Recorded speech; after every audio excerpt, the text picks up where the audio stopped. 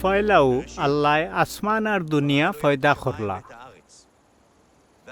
দুনিয়ায় নিরাখার আর খালি আছিল, গইন ফানির উপরে ফুরা আন্দাইর আছিল। আল্লাহর রুহ এর উপরে চলাচল করতা। বাদে আল্লাহ ফরমাইলা ফর ওক আর ফর হইল। এর বাদে আল্লাহ ফরমাইলা আও আমরার সুরতে আমরার লগে মিল রাখিয়া মানুষ বানাই। তারা দরিয়ার মাছ, আসমানর ফাঁকি, জানোয়ার, মাটির মাঝে বুকে চলরা জান্দার আর আস্তা দুনিয়ার উপরে বাসাই খরৌক। এই সময় জমিনের উপরে কোনো জাতর গাছপালা আছিল না আর কোনো লতা ফাতাও ফলিছে না, কারণ আল্লাহ জমিনের উপরে মেঘ দিছইন না আর জমিন আবাদ করার মানুষও আছিল না। বাদে মাবুদ আল্লাহ ফেক মাটি দিয়া মানুষ বানাইয়া তার নাখর মাঝে ফু দিয়া জান হারাইলা, আর ও মানুষ জান্দা রইল। মাবুদ আল্লাহ ফুবেদি আদন নামর জাগাত এক বাগান করছিলা। হন থানর বানাইল ও মানুষরে রাখলা। হিকানোর মাটির তাইন ঔলাখান গাছ অকল ফলাইছিলা যে তা দেখতে খুব সুন্দর আর ফলও খাইতে খুব মজা। আর বাগানোর মাঝখানো তাইন জিন্দেগি গাছ আর নেকিবদির আখল দেওরা গাছ নামর দুইটা গাছও রাখছিলা। তাইন আদমরে হুকুম দিলা, তুমি তোমার খুশি মতো ই বাগানোর যে কোনো গাছর ফল খাইতে পারবাই, খালি নেকিবদির আখলর গাছর ফল খাইও না।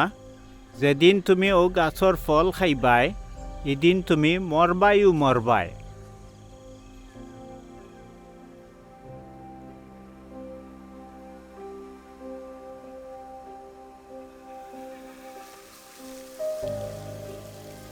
এর বাদে মাবুদ আল্লাহ কইলা, মানুষর লাগে একলা থাকা বালা নাই,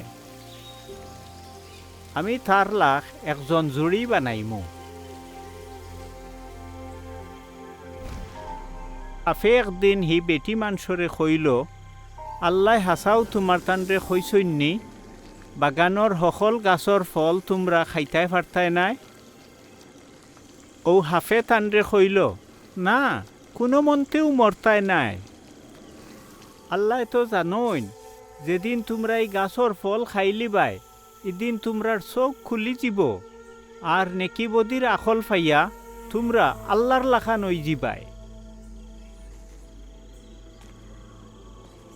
বেটিয়ে যেবলা বুঝলা ও গাছর ফল খাইতে মজা হইব, দেখতেও সুন্দর আর আখলদারও হই যাব, ও থাইন ফল ফাড়িয়া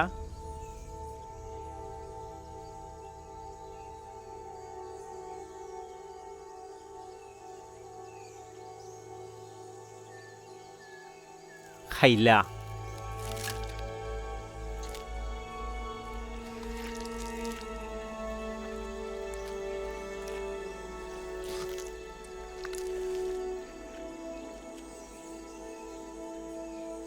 আর তান জামাইরেও দিলা আর জামাইয়েও খাইলিলা। লগে লগে তারা দুইজনের চোখ খুলি গেল আর বুঝলা তাইন তাইন লেমটা। ও তারা ডুমুর গাছর কয়টা ফাতা ছিড়িয়া সিলাই করিয়া লেমটি বানাইলা। তেও মাবুদ আল্লাহ বেটিরে জিকাইলা, তুমি ইটা কিতা করলাই? তাইন কইলা, হাফে আমারে সাল্লা দিয়া খাওয়াইছে। এর বাদে মাবুদ আল্লাহ কইলা, দেখো নেকিবদির আকল ফাইয়া মানুষ আমরার লাখান হয়ে গেছে, অখন হে যাতে আত বাড়াইয়া জিন্দেগি গাছর ফল খাইয়া হামেশা জিন্দা না রয়।